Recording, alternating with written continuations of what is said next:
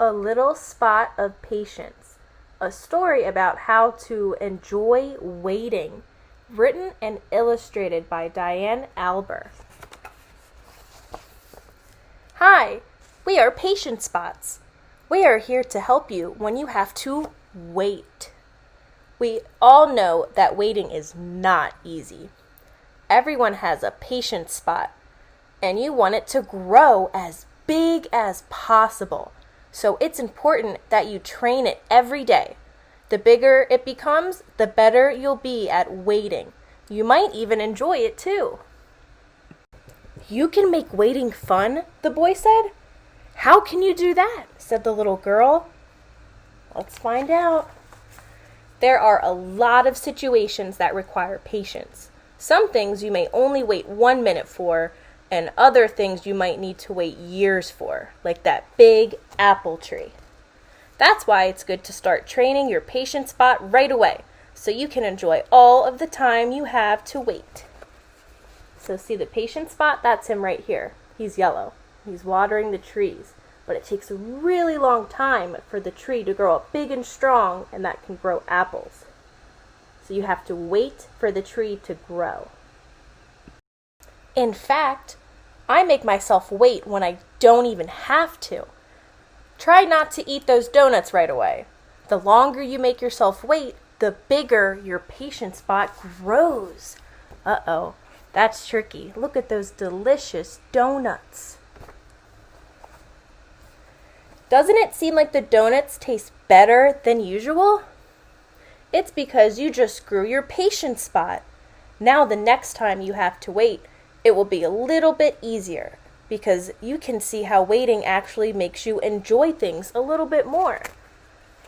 So these friends right here, they had their donuts. And instead of just taking the donuts right away and eating them quickly, they waited. They patiently waited and took their time. And then when it was time to eat the donuts, they got to enjoy them. And it was great. Puzzles are a great way to train your patience spot. In order to solve a puzzle, you must think a lot. And you can't rush things. Thinking things through and problem solving helps grow your patience spot.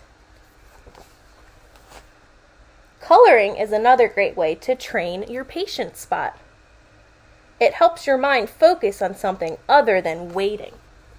So if you're in the car and you're waiting for an order to be ready, if you're with your mommies and daddies, maybe you're picking up some French fries and some chicken nuggets from a Wendy's or a McDonald's, sometimes it's really hard to wait.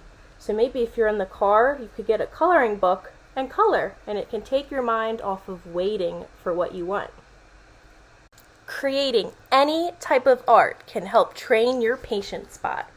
So even if you're at home, if you have paper, paint, crayons, you can use any of those art items to color and create something.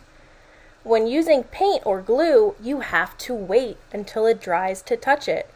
While you wait, you could play a game just to pass the time. So that happens in our school sometimes. We work on an art project. Sometimes we paint. Maybe we do hand painting where we paint our hand and we put our handprint on the paper. When you're done, you can't just toss the paper around because then you'll get paint everywhere. You have to give the paint time to dry.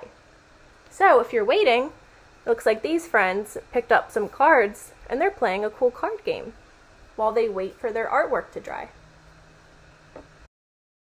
Did you know baking and cooking can help train your patience spot too? Those chocolate chip cookies look really good. Certain foods need time to cook before you can eat them. So while you're waiting, you could play some music and have a dance party. This will make the time pass so much faster. So these friends are baking cookies. And while the cookies are baking in the oven, they turned on a radio and they're playing their favorite song and they're having a little dance party. I love it. You can also train your patience spot by taking some time to make good choices instead of rushing. It might be cold. What should I wear? He's thinking. Should he just rush outside because he wants to play? But then he's going to be chilly because he didn't take the time to stop and put the right clothes on so that he stays warm outside. So it helps you when you're patient. Instead of just running outside to play, you can stop and plan your outfit with a coat and a long pants so that when it's chilly outside, your body stays warm. Another way to train your patience spot is by listening. When you're waiting to ask a question, try to listen to what the other kids are asking. You might learn something new. Taking turns is a great way to train your patience spot. When you're waiting to use something, watch what someone else is doing. You might learn a new technique. What the story is saying is that sometimes by stopping and waiting and watching, you can learn a new way to do something. So by this little girl sitting back and just watching to see what her classmates doing, she might learn a new way to use her glue that may be a little bit easier for her. Sometimes training your patience spot is all about how you look at a situation. I know it can be frustrating when you can't open your presents right away, but you could use that time to hang out with your friends longer. So instead of being sad and angry that you can't open your presents right away, you can have a good time with your friends and be happy. And then when all of your friends are done partying with you and playing with you, you can open your presents. Car rides can seem like time moves so slowly. While you wait, try reading a book or enjoying the scenery. Another fun way to have time pass by better is you can play a game in the car with your family. You could play I Spy something yellow. Ooh, and it could be the sun, and everyone has to guess what you are looking at. You will spend a lot of time training your patience spot in lines. Lines at the doctor's office, lines getting ice cream, or lines at the playground to use the equipment. Try saying hello and making a new friend. Great conversation can make waiting so much fun. So look, these friends are waiting in line for their turn to go down the really big slide. So instead of sitting there bored, not having a great time waiting in line, they're growing their patience spot. The little girl says, "Hi, what's your name?" And the other little girl says, "Hi, I'm Charlotte." And you guys can talk about what your favorite color is, if you like going on the swing.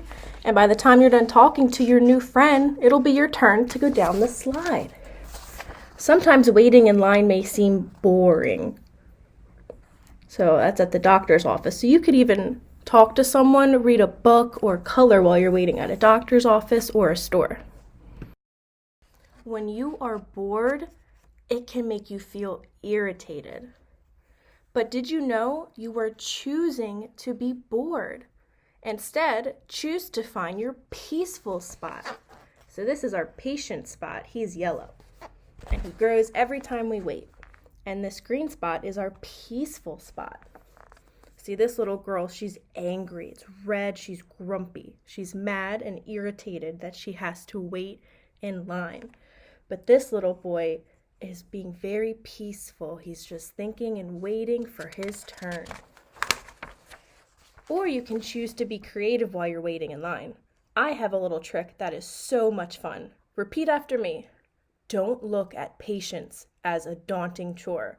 Look at patience as a chance to explore. When you have to wait, just look around. You can find a spot or something round. So these friends are making a game out of waiting in line. They're looking for shapes. You can say, "I spy something round," and it could be like a beach ball. So these friends got creative and they're exploring their surroundings. The patient spot, a tire, a ball, or eye with a dot. So he's looking for things around him. This will help you grow your patient spot. So it's kind of like playing I Spy, but you could do it with shapes, colors, things, or even letters. You can look for the letter A around you. Sometimes signs have different letters of the alphabet. Okay, your patient spot is ready to grow, but how will you train it?